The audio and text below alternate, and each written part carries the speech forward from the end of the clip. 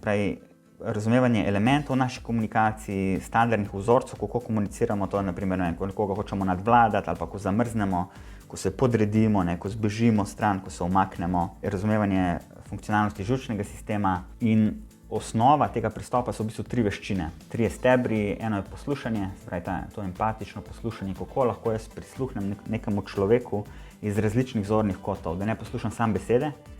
ampak da imam tudi drugo opcijo in se spomnim, da so v bistvu besede zgolj neka forma jezika, nek način, ki ga ljudje uporabljamo,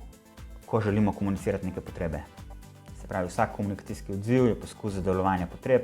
tudi mi dva zdaj, tudi ljudje, ki to poslušajo, kadarkoli se odzivamo, skušamo zadovoljevati potrebe, in iz tega potem izhaja, da tudi neka nasilna komunikacija,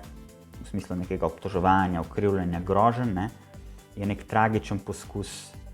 določenega človeškega bitja, ki v tisti fazi ni sposobna predelati tega svojega čustvenega naboja, niso sposobni ali pa nismo sposobni vzpostaviti stika s telesom in se potem zaradi tega na tak način odzivamo.